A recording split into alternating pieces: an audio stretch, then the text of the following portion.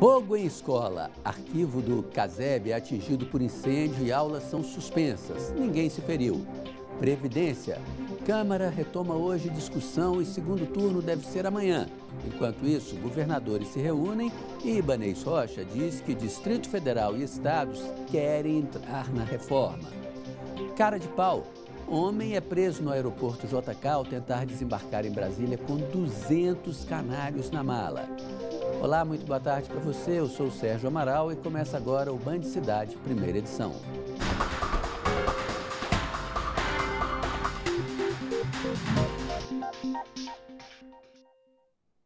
O Centro de Ensino Fundamental, CASEB, que fica ali na Asa Sul, amanheceu fechado hoje depois de um incêndio na noite passada. O fogo consumiu parte de uma sala onde ficam documentos arquivados.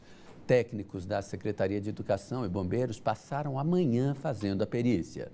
Alunos não paravam de chegar nesta terça-feira no Centro de Ensino Fundamental CASEB. Para eles foi uma surpresa saber que a unidade amanheceu de portas fechadas. Vim no 6º ano porque a gente estava tendo uma programação de pijama, que era uma prova relâmpago, e aí a gente recebeu a notícia que não tinha aula. Foi tipo, pra mim não me abateu muito porque eu moro bem perto daqui, mas para outras pessoas aqui meio que ficou uma situação chata. Eu moro em São Sebastião e quando eu cheguei aqui as meninas pegaram e me gritaram porque eu tava indo lá pra porta da escola e não ia falar nada. Aí as meninas chegaram e me gritaram e falando que a escola tinha pegado fogo. As aulas foram suspensas depois que um incêndio atingiu uma das salas da escola que fica na Asa Sul. O caso foi na noite passada, quando não havia mais aulas. O vigilante do colégio chamou o corpo de bombeiros e os militares conseguiram restringir as chamas em apenas uma área da escola. E onde ficam os documentos arquivados, como, por exemplo, boletins de ex-alunos. Hoje, horas depois do incidente, os bombeiros fizeram a perícia. Nós não temos ainda qual foi realmente o fato, o que provocou o incêndio. Então a perícia vai voltar agora pela manhã para poder terminar o trabalho. A equipe de engenharia da Secretaria de Educação também vai fazer a avaliação dos danos e os reparos necessários. O Corpo de Bombeiro, que ficou de terminar a perícia hoje, estamos aguardando. O Corpo de Bombeiro falou que iria acionar a Defesa Civil. Também gostaria que a Defesa Civil fizesse um laudo técnico da escola, se há condições dos alunos retornarem as aulas com segurança. O CASEB tem 50 anos de existência. A diretora da unidade revelou que a necessidade de reparos na escola é antiga. Desde 2012 temos sinalizado a engenharia da Secretaria de Educação, a parte elétrica do CF-CASEB. A maioria da estrutura ainda possui fios rígidos, datados de 1960, que foi quando o CASEB foi inaugurado. É uma escola que tem 59 anos, que precisa muito de reforma na parte estrutural. A gente tem 18 salas funcionando porque a gente tem fé. Por enquanto, nós ainda não tivemos retorno da Secretaria de Educação sobre quando as aulas devem voltar ao normal. O oficial da Aeronáutica, Darton Damião, foi anunciado como diretor interino do INPE, o Instituto Nacional de Pesquisas Espaciais. Ele entra no lugar de Ricardo Galvão, que se desentendeu com o governo em relação aos dados de desmatamento da Amazônia. Damião fica no cargo até que seja elaborada uma lista tríplice de onde vai sair o nome do novo diretor do Instituto. E ontem, ainda rebatendo críticas sobre a preservação da Amazônia, o presidente Jair Bolsonaro disse que os governadores do Nordeste querem dividir o país. A Amazônia é um potencial incalculável.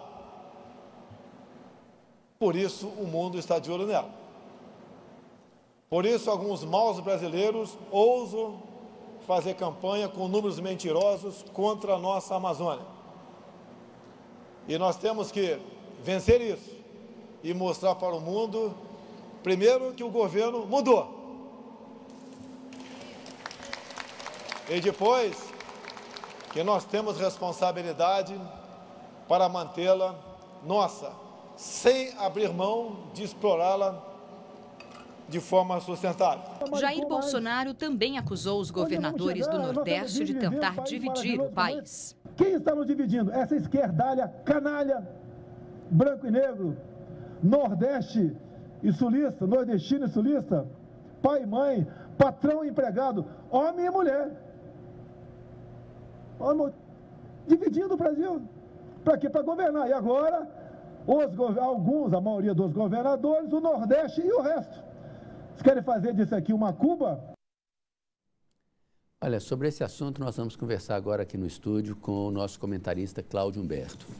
Boa tarde, Cláudio. Boa tarde. Além do presidente, ontem também o ex-comandante do Exército, general Vilas Boas, também soltou os cachorros, né? Soltou o verbo. Exatamente, soltou os cachorros para cima de países europeus que têm tentado ditar regras ou fazer recomendações, etc., na área do meio ambiente ao Brasil.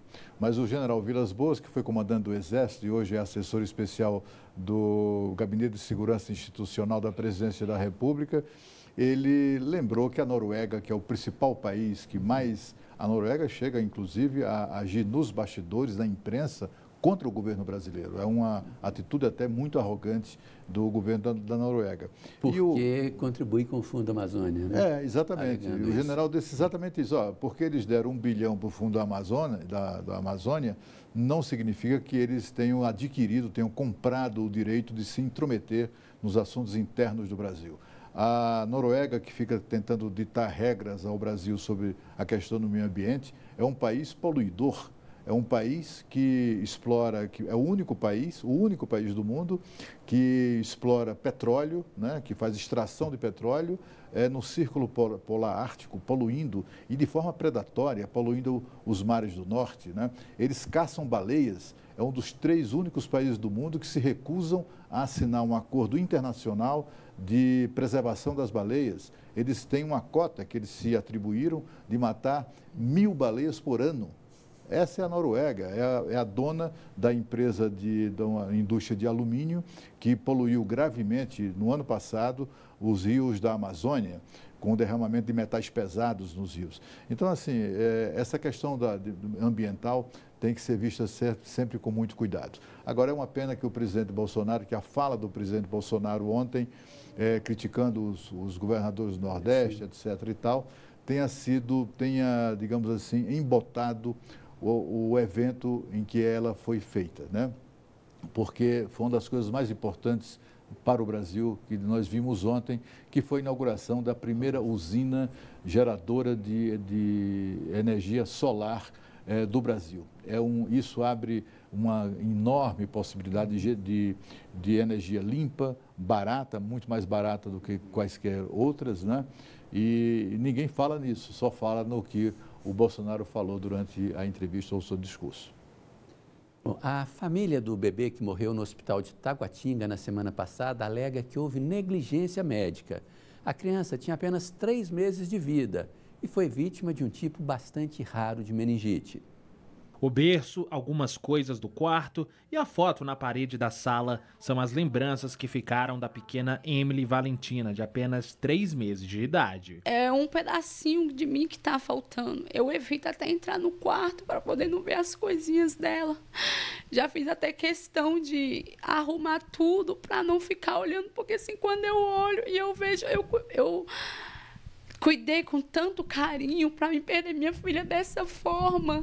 A mãe da Emily conta que assim que a filha passou mal, procurou o hospital de Taguatinga. Depois de alguns exames, ela teve alta, mas poucas horas depois retornou. E aí o pesadelo começou. A minha filha já estava mais ou menos umas 5 para 6 horas sem mamar.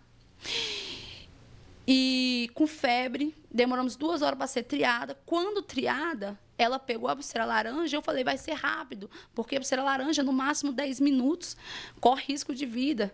Minha filha demorou mais 2 horas para poder ser atendida. A Secretaria de Saúde informou que ainda no dia 27, a menina foi internada na pediatria do pronto-socorro e por volta das 8 horas da noite teria feito novos exames que apontaram um quadro de meningite meningocócica.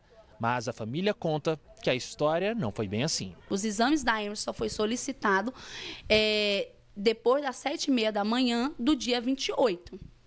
Que foi quando a doutora constatou que ela já não tinha mais reflexo, que ela teve convulsão, estava em crise de apneia, foi entubada. Aí sim fizeram novos exames e encaminharam ela para a UTI.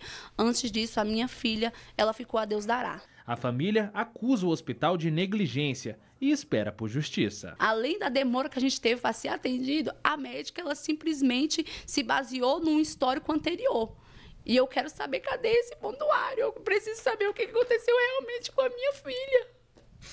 Segundo dados da Secretaria de Saúde, até agosto já foram registrados 78 casos de meningite e 9 mortes no DF. No ano passado foram 98 casos e 12 mortes. Em nota, o Hospital Regional de Taguatinga informou que adotou todas as medidas necessárias para salvar a Emily e que vai colaborar com as investigações.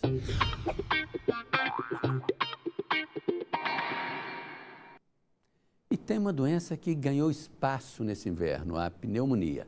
A infecção que se instala nos pulmões não é contagiosa, mas acaba sendo facilmente confundida com a gripe, o que é um perigo, né? Vamos entender agora quais os tipos e sintomas da pneumonia no quadro Consulte o Doutor. E quem fala aqui com a gente sobre o assunto é o pneumologia Daniel Boczar. Boa tarde, obrigado por atender o nosso convite.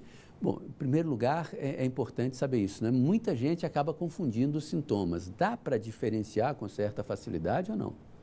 Não é muito fácil diferenciar para um leigo, né? Geralmente a pneumonia já é um quadro mais grave, né? Onde há uma infecção do pulmão, que são os órgãos duplos, né? Que a gente tem dentro da cavidade torácica, causada pela penetração já mais profunda das bactérias, dos vírus e dos fungos, que chegam através da traqueia, dos brônquios e até os alvéolos pulmonares. E quando se instala a pneumonia, o que a pessoa costuma sentir principalmente? Além da febre alta, há ainda a falta de ar, né? Tosse produtiva com expectoração, por vezes até purulenta, né? Com pus.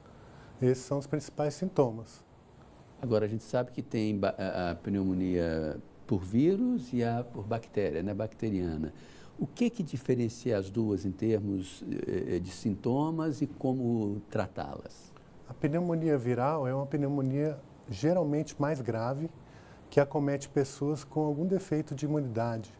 Então, as pessoas diabéticas, os que estão fazendo quimioterapia, né, pessoas com algum defeito mais importante da imunidade. A pneumonia bacteriana é a que a gente mais encontra. Então, as maiores frequência de casos são as pneumonias por bactérias. Ela é, digamos assim, menos perigosa? Menos perigosa que a viral, né? Sim. Mas, assim, passível de complicações. Jeito, né? E como tratar as duas pneumonias? A pneumonia bacteriana, ela é tratada com antibióticos, né? Então, a gente faz uso de medicamentos. Às vezes, é necessário que esses medicamentos sejam feitos a nível hospitalar, né? E às vezes, a maioria das vezes, a gente trata a nível domiciliar mesmo. A pneumonia viral, nós vamos depender também da imunidade da pessoa, porque os antivirais, que são os medicamentos que a gente utiliza, são medicamentos muito fortes, né, que podem causar muitos efeitos colaterais, e esse tratamento às vezes requer até internação em UTI. Agora, é uma simples coincidência o fato de, nessa época do ano, ter mais pneumonia ou realmente o frio facilita a doença? Não, não é coincidência. Essa época são a época das doenças respiratórias infecciosas. Então, o frio, a mudança brusca de temperatura predispõe à ocorrência e à proliferação desses agentes, vírus, bactérias e fungos, que levam à infecção no pulmão. Alguma recomendação, além das pessoas se agasalharem bem quando chega o inverno? Sim, lavar sempre as mãos. A gente hoje em dia fala muito em etiqueta da tosse, né, de ao tossir sempre colocar a boca junto ao braço para evitar a contaminação das mãos. A vacinação, tanto para a gripe quanto para a pneumonia que existe, em alguns casos é disponível até na rede, é fundamental e previne justamente essa questão da gravidade da pneumonia. Evitar locais com aglomerações, né? Esses são os principais. Tá bom, muito obrigado pela sua presença e pelas dicas aqui com a gente. Tá, boa tarde. Boa tarde. Você vai ver a seguir, né? Nós vamos falar de reforma da Previdência. Governadores, inclusive do Distrito Federal, querem entrar na mudança. Band Cidade volta já. Governadores estão reunidos aqui em Brasília para discutir a próxima reforma prioritária, a tributária. Mas antes tem a Previdência, que deve sair da Câmara ainda esta semana e seguir direto para os senadores. O projeto que passou não inclui os estados e os municípios, que são responsáveis por uma parcela importante do déficit no regime de aposentadoria. E a gente vai falar agora ao vivo com a repórter Natália Pazzi. Boa tarde, Natália. Quais as informações que você tem aí dos governadores?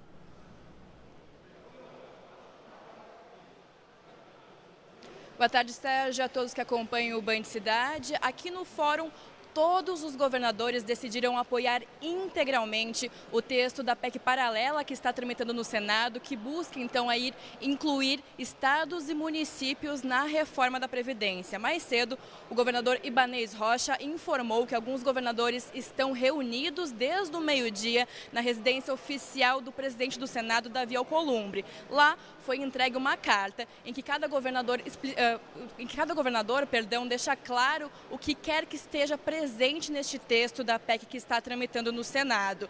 Além da reforma da Previdência, os chefes do Executivo também discutiram então sobre a reforma tributária e também sobre a Lei Candir. Sobre a tributária, os governadores afirmaram que não querem mais a União fazendo parte das negociações e defendem também então que 30% dos recursos sejam destinados a Brasília e os outros 70% então sejam distribuídos entre os demais estados. Essa então é uma ideia defendida pelo presidente Jair Bolsonaro desde que começou o seu mandato. A gente lembra também, Sérgio, que os trabalhos no Congresso retornaram essa semana, ou seja, o presidente da Câmara, Rodrigo Maia, vai fazer diversas tentativas entre hoje e amanhã para começar então a votação do segundo turno da reforma da Previdência, que precisa de novo de 308 votos para ser aprovada, antes então de ser encaminhada para o Senado, onde vai ter que passar pela CCJ para depois então ser votada, passar então pelo crivo dos senadores em plenário. A gente segue acompanhando aqui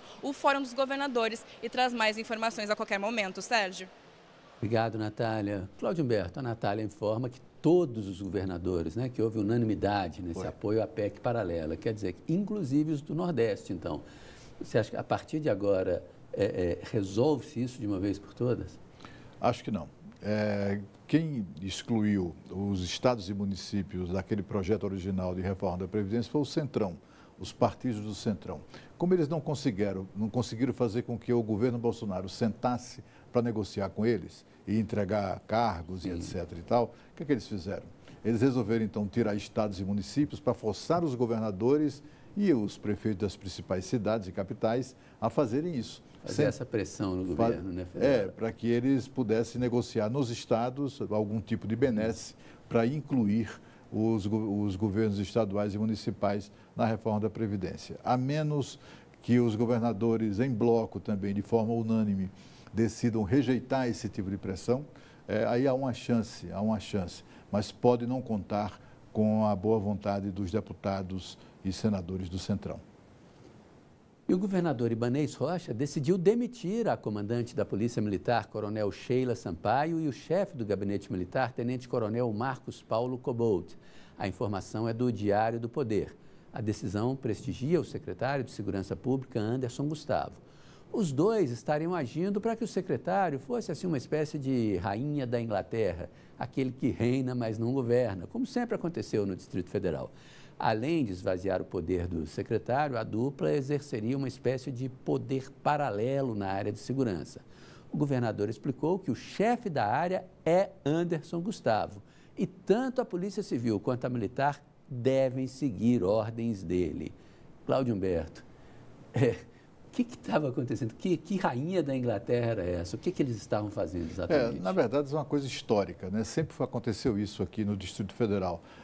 Raros foram os secretários de segurança que conseguiram exercer a sua função, a sua voz de comando na plenitude. Tanto a Polícia Militar quanto a Polícia Civil sempre agiram com absoluta independência, né? Mas desta vez agora, não. Desta vez agora o governador decidiu que é o secretário quem manda, né? Ele está cansado de constatar casos ao longo desses 7 primeiros meses, vários casos, em que tanto a comandante da Polícia Militar quanto o próprio chefe de gabinete militar, que está no cargo desde abril apenas, né? Ele já assumiu no lugar de outro, né? Tanto um quanto o outro ignoravam as recomendações do próprio secretário de Segurança e combinavam ações que, na verdade, deveriam estar subordinadas ao mando do secretário. O secretário, inclusive, segundo o governador me disse, é quem vai escolher o próximo comandante da Polícia Militar. Além de um mini hospital no Congresso e planos médicos e odontológicos, os parlamentares brasileiros têm mais um privilégio: reembolsos garantidos até para procedimentos caros que o convênio não cobre. É o que você confere agora numa reportagem de Valteno de Oliveira. Quanto vale o sorriso de um deputado? No caso do pastor Marco Feliciano, do Podemos de São Paulo, R$157 mil. Detalhe, o dinheiro saiu do bolso do contribuinte. A Câmara Federal reembolsou o parlamentar por um tratamento dentário realizado numa clínica de Lusiânia, a 60 quilômetros do centro de Brasília. O deputado se soma aos 40% da população brasileira que sofrem de bruxismo, problema que provoca o desgaste das placas. Bruxismo é o hábito de apertar ou de ranger os dentes. Marco Feliciano justificou por meio de nota que o tratamento dentário caro foi indicado por um cirurgião como a única forma de aliviar a dor crônica que ele sentia e, com isso, evitar que a fala dele fosse seriamente prejudicada. Os 513 deputados custam por ano R$6 bilhões e 400 milhões de reais ao contribuinte. Eles têm à disposição uma estrutura médica equivalente ao mini hospital, dentro do Congresso, com tomógrafo e uma UTI móvel. Há 70 médicos de 17 especialidades diferentes à disposição de parlamentares e servidores. Enquanto 70% da população brasileira dependem exclusivamente do SUS, todos os parlamentares possuem plano de saúde completo, bancado pela casa. E mais, caso o convênio não ofereça cobertura para um determinado procedimento, eles têm ressarcimento automático até R$50 mil. Acima desse valor, só com a autorização da mesa diretora. Foi o caso de Feliciano. No ano passado foram gastos R$8 milhões em reembolsos para 203 parlamentares. Um contraste com o Brasil, onde menos de 50% das pessoas visitam o dentista regularmente. Pode ser até legal, mas é absolutamente imoral. Numa população brasileira em que grande parte é desdentado ou banguela, é um absurdo se imaginar que nós estamos pagando, nós brasileiros, inclusive os desdentados, os banguelas, R$157 mil por um tratamento dentário. É por essas e outras que o parlamento brasileiro é um dos mais caros do mundo. A democracia não tem preço, mas o Congresso Nacional nos custa, por dia, cerca de R$28 milhões. No total, em 2018, foram gastos R$100 milhões só com a saúde dos deputados. Média de R$194 mil por parlamentar. No primeiro semestre de 2019, eles já gastaram 93 dos 127 milhões previstos para o ano todo. A greve dos agentes socioeducativos chega ao fim depois de 2 dias. Com o fim do movimento, as visitas de parentes dos internos voltam ao normal. A Justiça tinha determinado no domingo o retorno imediato sob pena de multa diária de R$50 mil. Mas a greve só acabou ontem à noite depois de uma assembleia da categoria. Os servidores querem aumento do efetivo, melhorias nas condições de segurança e o pagamento de gratificações prometidas lá em 2015. O movimento era parcial e atingiu as visitas nos fins de semana. Também foram canceladas as escolas e oficinas realizadas até ontem. A seguir, homem tenta desembarcar em Brasília com 200 canários escondidos na mala. É logo depois do intervalo. O governo anunciou que vai tornar obrigatório o pagamento de metade do 13º a aposentados e pensionistas 4 meses antes do Natal. A prática já é adotada pelo governo federal desde 2006, mas com a medida provisória encaminhada hoje ao Congresso, ela se torna obrigatória. Qualquer presidente que assumir vai ter que fazer isso. A antecipação de metade do 13º vai beneficiar 30 milhões de aposentados e pensionistas. A MP define que a antecipação vai ser sempre no mês de agosto e deverá ser paga junto com o benefício do mês. A equipe econômica calcula que essa medida vai injetar agora R$21 bilhões na economia. Foi preso ontem à noite, em flagrante, no aeroporto de Brasília, um homem que transportava 200 pássaros. Ele embarcou em Manaus e foi detido aqui no momento que as bagagens passaram pelo raio-x. Ao abrirem as malas, os policiais viram isso aí, ó, os canários em 10 gaiolas. Os pássaros foram encaminhados para o Centro de Triagem de Animais Silvestres, onde vão ser avaliados. A ave já é considerada uma espécie ameaçada de extinção em alguns estados, como Minas Gerais, por exemplo. O dono da mala, que não teve o nome divulgado, foi encaminhado à Polícia Federal. Ele vai responder pelo crime de receptação qualificada e pode pegar aí uma cana de até 8 anos de prisão. Não esquece, hein? Aqui na Band você tem um canal direto para fazer denúncias, mandar vídeos e mostrar os problemas aí de onde você mora. É o WhatsApp do Band Cidade. Anote aí o nosso número, é o 99976-9204. O seu vídeo pode virar uma reportagem aqui no nosso telejornal. E o Band Cidade, primeira edição, fica por aqui. Vem chegando Bruno Mendes, Dani Pança e José Duílio, os donos da bola. A gente volta a se encontrar amanhã, 12h30. Boa tarde, tchau.